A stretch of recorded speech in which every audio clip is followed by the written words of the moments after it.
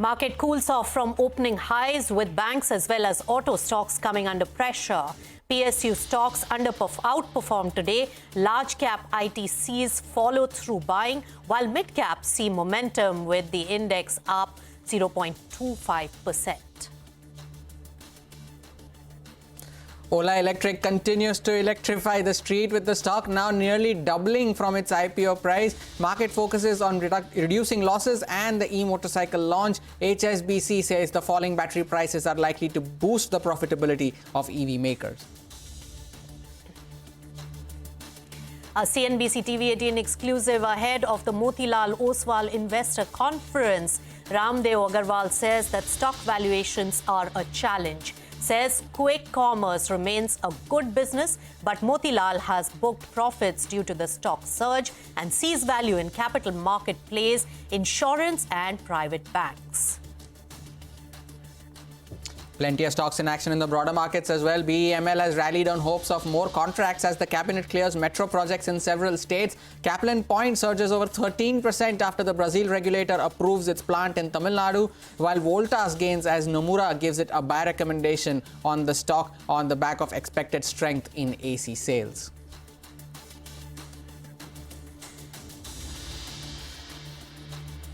Hello and welcome. You've tuned into Business Lunch. I'm Nisha. As usual, with me is Hormaz. So, Hormaz, it's a quiet start. In fact, earlier in the day, markets looked much better, but during the day, it has come down and sobered down quite a bit. At the moment, looking flattish on Nifty 50 as well as Sensex, minor gains. But if you really look at the swing from the opening highs to the lowest point, it has been only of 100 points for Nifty 50, and it's trading somewhere in the middle of those 2 points of high point as well as low point. So Nifty 50 at 24,580 odd levels. Sensex 2 absolutely flat at 80,470 levels. What has really transpired in the last 15 minutes of trade is that the mid-cap universe was performing much better, was seeing gains and was up about 0.25%. While the banking stocks have been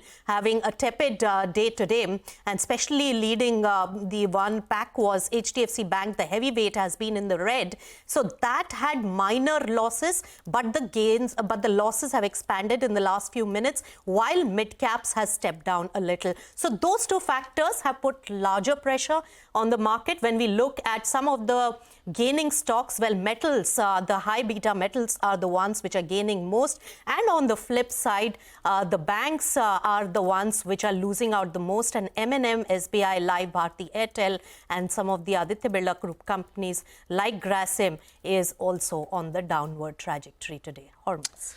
You know, it's been a range-bound session so far for the Nifty. Even though we are off the highs of the day, we are still trading in a very narrow range. The Nifty continues to remain around that mark of 24,550, 24,650. It's a 100-point range in which the index has been trading in all through the day. Banks, as you said, yes, they have been the culprits, mostly the private sector heavyweight banks, because the PSU banks are doing very well for themselves. The PSU bank index is among the top sectoral gainers. The finance minister is meeting the SBI chairperson and the chiefs of all other public sector banks as well. So those stocks are doing well for themselves. All index constituents of the PSU Bank index are trading with gains of anywhere between 1.5% to 3%. They are doing well for themselves in today's session. But the mid cap index is flat, but the small cap index is where the action is. 1.5% higher as we speak is the small cap index. They're trading at the highest point of the day as well. So good going for the small cap index, and plenty of stocks that are buzzing in the broader markets, more particularly the capital market oriented names. They continue to be in a different world. Angel One also now up 8% as we speak. CDSL, CAMS, all of them are doing very well in today's session. CDSL also, of course, because of the bonus issue, the record date is closing in. Angel One now up almost 10%. The last check was around 8%. So good going for CDSL as well. And CAMS is the other one, is also trading with gains of around 5.5% to 6%. But there are plenty of other movers in the broader markets, and we'll focus on some of them. Voltas is the first one, and that is trading with gains today on the back of strong performance in the UCP business, which is the unitary cooling products business, and in the first quarter, and of course on the back of some strong brokerage commentary coming in as well. Sudarshan is joining in with more details. Sudarshan, what do brokerages have to say on Voltas? First, talking about the stock performance, Voltas continues to seek buying after a strong set of earnings for the Q1, which was led by the UCP segment. And this segment saw volume growth of more than 67% in the Q1. And also, company has managed to gain market share, with market share coming at more than 20%.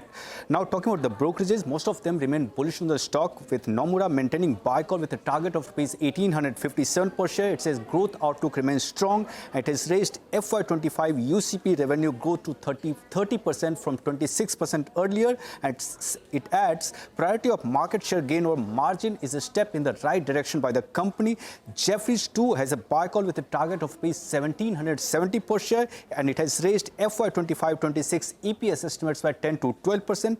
UBS too has a buy call and target is raised to 1960 per share. It says company is optimistic on demand for Voltas products in Q3 FY25 led by festive demand. MS though has an equal weight call with a target of ₹1225 per share. It says company guides for high single-digit margin UCP business given elevated competition. Kotak too has a sell call with a target of ₹1100 per share. It says limited margin expansion and changed guidance indicates intense competition, but it has raised estimates by 11 to 14%. CLSA also has an underperform call, but it has raised target to ₹1310 per share. Goldman Sachs has a sell call with a target of ₹1310 per share. It says margin may have limited room to surprise positively in the future, but sustainability of ordering will be key for the stock in the near to medium term. All right, Sudarshan, thanks so much for getting us details. Voltas is sitting pretty with almost 4% gain. Now, another stock that is doing well today is Zomato. We are talking all about consumption today, it seems. And Zomato is surging after receiving a record number of orders on Blinkit yesterday. Now, the stock is holding up with gains of close to 1%. It has receded substantially from its high point of 280-odd levels in the day. Mangalam Malu is right here to tell us more about Zomato's plans and what is it that the street likes. Well, you know, the widespread adoption of quick commerce is something that the street likes, and Zomato remains the only listed player in that space right now. If you notice, yesterday was, a record day of orders coming in on Blinkit, and that was largely on account of Raksha Bandhan. And across all the Q-commerce platforms, the leaders did tweet or put on social media, the kind of orders that their platforms got, including the likes of Zepto, etc. as well. But in that, Blinkit really stood out, with Albinder Dhinsa actually saying that they received not only record number of orders, but also the record number of, gross merchandise value, alongside a large part of their revenues coming in from Rakhi-related products, including Rakhis themselves and sweets, etc. So at peak concurrency, they had almost 700 Rakhis being ordered per minute on that platform. And all these factors really talk about the widespread adoption of Q-commerce in India as a channel of convenience. Zomato benefits also from a couple of brokerage notes that have come in this morning. UBS, for instance, they've rolled forward their estimates on the stock, and as a result of which they've increased their target price from 260 to about 320. Remember, after the first quarter results itself, they had upped their estimates for Q-commerce by about 20 to 30% and 2 to 3% for the food delivery business. So all of that with a valuation at almost 35 times FY27 EV to EBITDA makes it comparable to all the other listed consumer players, which are trading at around 30 times itself. Though, there is a justification for this premium by saying that maybe the growth profile and operational turnaround profile of the company looks a lot better placed than all the other peers, and as a result of which the stock is trading at around 35 times. Delivering gains, delivering food. Zomato is doing everything it can as of now. Mangalam, thanks a lot for that update. Now, in fact, especially Rakhi on Rakhi Day. Of course, delivering Rakhis as well. That was a very good idea, and so many people benefited from that, including Zomato. Indeed. And in fact, earlier we did speak to Ramdev Agrawal as well, who's the chairman and co-founder of Motilal Oswal Financial Services, and on Zomato, and listening to what his views were on the stock. What kind of thing we accumulated at sub 100 level after the first correction. I think quite a bit of that we have sold at a mutual fund level, but exact position I would not know as of yesterday or today. But significant trimming has happened as the prices have moved to 200 plus, and also because of risk management, when the portfolio size goes beyond 10%, regulatorily also you have to trim it, and even as per our own style of investing, we bring it down to 6-7% kind of thing. So I think all of these have led to some kind of profit booking. But my outlook for the industry still remains extremely buoyant. All right, outlook for this particular space, food delivery as well as quick commerce, remains buoyant. That's what Ramdev Agarwal says, even though his company has booked profits on various mutual funds on Zomato. With that, we'll slip into a short breather on the show. When we return, we'll get you a deep dive into the freight container rates as they surge post the Red Sea crisis. Stay tuned for all those developments.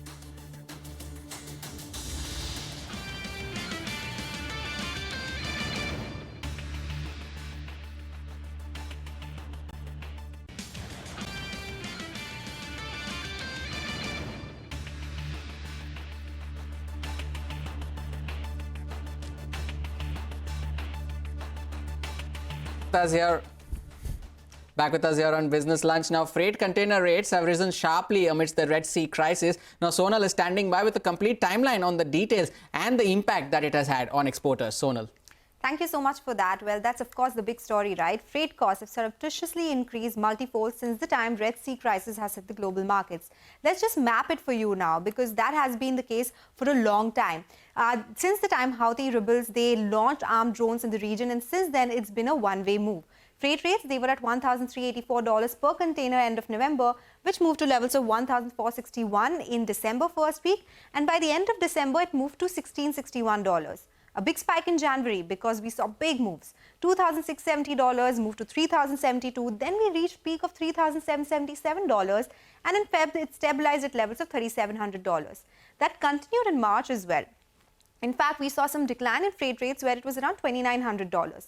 This continued for a bit, but entire April was around $2,700.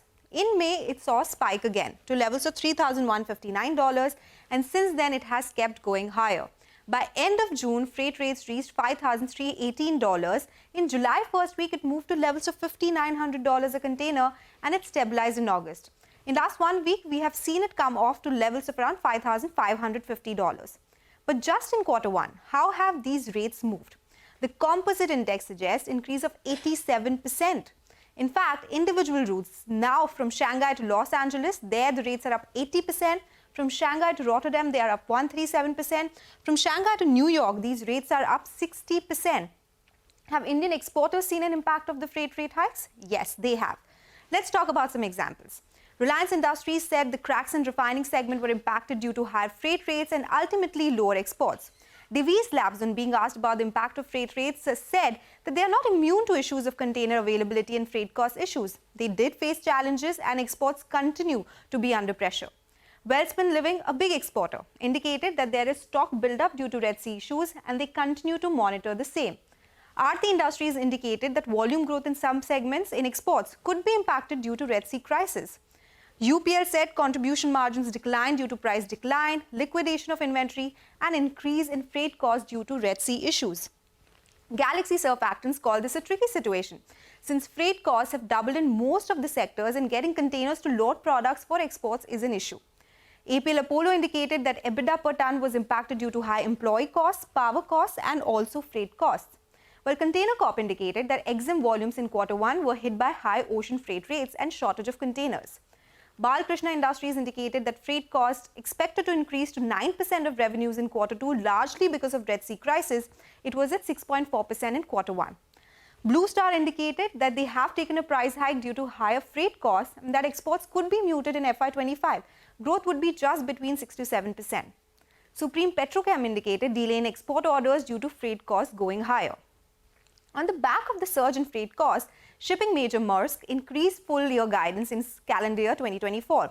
EBITDA guidance increased to $7 to $9 billion from $4 to $6 billion. EBIT guidance increased to $1 to $3 billion from negative to $0 billion. In fact, free cash flow guidance has also been raised to $1 billion versus negative cash flows that they expected earlier. Now, what are the current regional rates?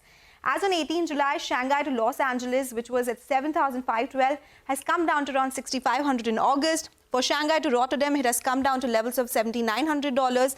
And Shanghai to New York, from $9,400, it has come down to around $8,900. Just last week, Maersk indicated that growth in second half could slow down for container volumes from 7% in first half to around 4 to 6% in the second half that they are talking about. They also indicated maybe shipping disruptions could last until the end of this year. If that does happen, exporters could continue to see an impact. All right, thanks, Sonal, for that very informative as well as important bit of geopolitics really impacting the supply chain and therefore the companies as well as the overall exports.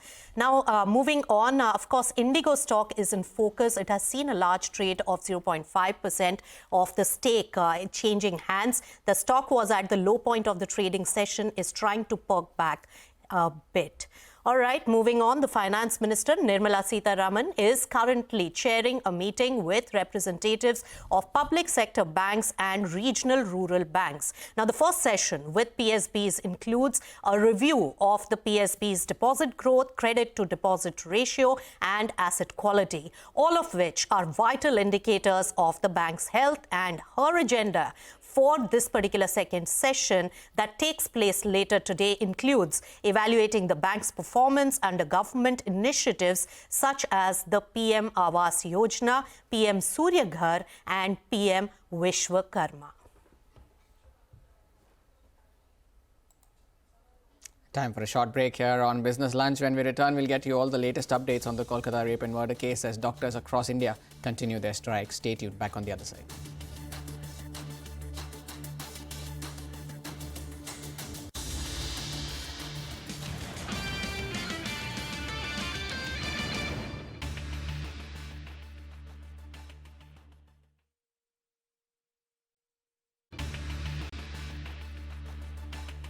Welcome back, and straight to the important national news for the day today. The Supreme Court has taken suo motu cognizance of the gruesome rape and murder of a trainee doctor at RG Medical College in Kolkata. A three-judge bench led by Chief Justice of India D.Y. Chandrachud will hear the case tomorrow, and the IMA has also written to PM Narendra Modi appealing to bring in a central law to check violence against the healthcare professionals. Meanwhile, President Doctor in Maharashtra, they have continued their indefinite strike on the occasion of Raksha Bandhan, and the protesting doctors will send Rakhis to the Prime Minister demanding a safe working environment.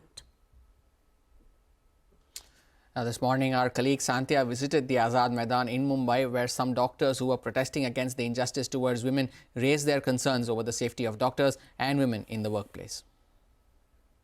Right now, we are in Mumbai's Azad Maidan, and a group of citizens have gathered here. They are protesting, seeking justice. Thanks a lot for talking to us, ma'am. 12 years have passed, Nirbhaya and the RG car instance. What do you have to say for these 12 years? Do you think anything has changed for us? I think we're all just as shocked as we were in 2012 to watch these things happen to young professional women. Where is the safety for women in public spaces? Where is the safety for women using public transport? I think we want our mothers to be safe, our aunts, ourselves to be safe, and I'm here with my 7-year-old daughter today, and I would hope that when she joins the workforce, she will also be safe. But this instance has clearly proved that our workplaces are also not safe for us. What do you think the society, the organizations, the governments can actually do in order to ensure our safety? Not talking about the lip service, the actual steps which we can take. I think one difference that we see in public hospitals over private hospitals is that security is a much better organized thing in private hospitals. Both my parents have been doctors in public hospitals in Kolkata, and I think there should be a permanent police or at least a private security presence to protect doctors, nurses and all healthcare officials at all times. Thanks a lot for talking to us. So you can see the citizens group here. Most of them are doctors, but there are people from every walk of life. They have gathered here on a Monday morning to demand answers, to know what happened to their daughter, and to seek justice for not just her, for every other woman who's out there worried for her safety. Thanks, Santhya, for that. Of course, a grave situation there in front of the country, and thanks for covering that for us. In fact, Santhya was at the protest site, and she also spoke to the former SBI chairperson, Arundhati Bhattacharya, and asked her about the thoughts on the Kolkata case. Listen. We do not persist with ensuring that what is being promised is actually being delivered. We really have to come of age. In today's day and age, we cannot have such atrocities. We have to ensure the safety of women, both at home and in the workplace. And if we cannot do that, this society will not progress. We are looking at becoming a developed nation. How can we be a developed nation if we are not able to ensure the safety of 50% of the public? Arundhati Bhattacharya there speaking to Santhya. But with that, it's a wrap on this edition of Business Lunch from Nishami and the team that put this show together. Thank you so much for watching. Midcap Radar takes the action forward.